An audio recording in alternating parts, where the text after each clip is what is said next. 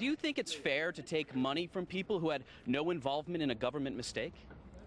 I don't know what you're talking about. We did some digging and found this mugshot from 2003 on a sexual battery charge. Despite this, he managed to get a job working very close to kids. Did you earn a Purple Heart or did you buy it? Police tell me more than 100 Nigerian scammers originally from the West African country aren't operating there at all, but much closer to home in Gwinnett County. Unlike at Hartsfield-Jackson, we're told here at Miami International, 100% of vehicles are inspected, and even the drivers themselves are scanned for weapons. This afternoon, council voted to launch an investigation into one of their own and whether that individual released this document. It lists the names of all the employees on the city's health insurance plan, and noticeably, the name of someone who is not an employee, the mayor's girlfriend. What do you say to taxpayers who are concerned that your girlfriend is getting a free ride? We'll have no more statements today. Mayor Ford Gravett was feeling the heat outside a meeting, but inside, Councilman Rupert Sexton. We have a motion to proceed. Came a bit closer to losing the position he's held since 1971. Council voted to appoint a panel to investigate whether he should be impeached. He's accused of making public a so-called confidential list of city employees on the city's health insurance plan. The city attorney explained the document appeared on social media last week, shortly after council shot down Sexton's proposal to add council member spouses to the health plan. Sexton allegedly said that he was now going to, quote, do what he had to do. It's crazy. Crazy. Sexton denies he released the document and says the mayor is simply trying to hide the fact that his girlfriend, Angela Mullinex, has collected taxpayer-funded health insurance for the past 10 years. She's not an employee. Ms. Mullinex, can you please explain to me why you believe you deserve those benefits? Ms. Mullinex?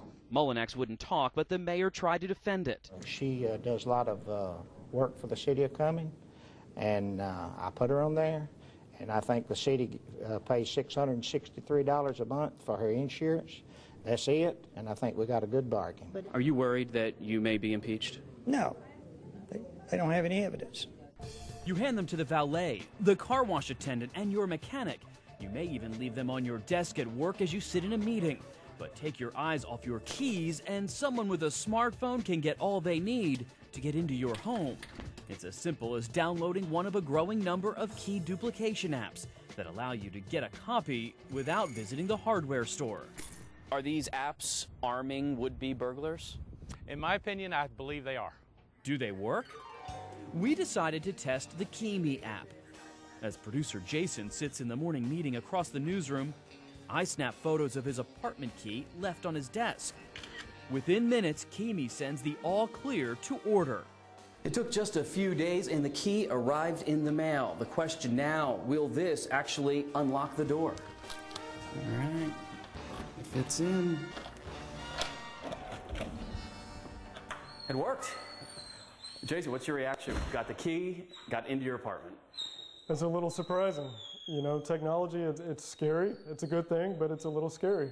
Scary for good reason, says locksmith Jack Wynn. Are you worried that this could hurt your business? I'm not worried that it would hurt my business. I'm worried that it would hurt their security. Just the existence of the app and the ease of which someone could take a picture of your key and then gain access to your property. Do you think your app puts people at risk at all?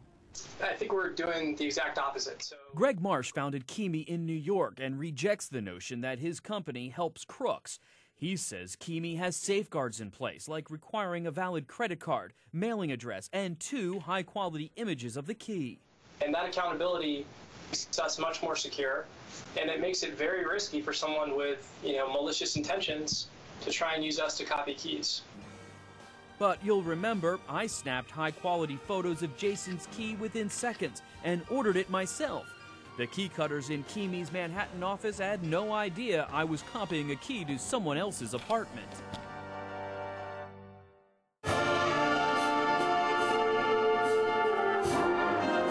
It's a big city suburb with a small-town charm. For many families, Duluth is an idyllic place to live and play. But what you don't see among the quaint shops on Main Street is the international crime ring syndicate operating nearby. They're very slick, they're very smooth, they're able to talk people out of money. Duluth Police Major Don Woodruff says Gwinnett County is home to a huge network of Nigerian con artists that use phony sweepstakes and lottery schemes. but also trolls dating websites to gain the trust and money of victims across the country. I had a very nice gentleman emailing me. Police say this widow from St. Louis is one of them. We're hiding her identity to protect her. She began talking on the phone and sharing photos with a man she thought was an engineer from Connecticut. I was just very vulnerable and believed everything he told me and believed that he really cared about me and started having feelings for this person. 6 months into the relationship, the man asked for money, claiming to be stuck at the Toronto airport and needing cash to get equipment through customs. The total that I sent this person was $31,000. I'm a complete idiot. I fell for it, but these guys know what they're doing. It didn't end there. The scammer created an email account in her name and convinced her bank to wire $55,000.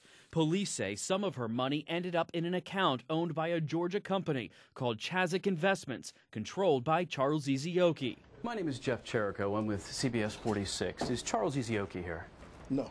We tried to find Charles at the company's office on McCall Drive in Doraville. The sign shows it's a trucking company. Secretary of State's office says Chirico Investments is based right here in this. What do you do here, sir?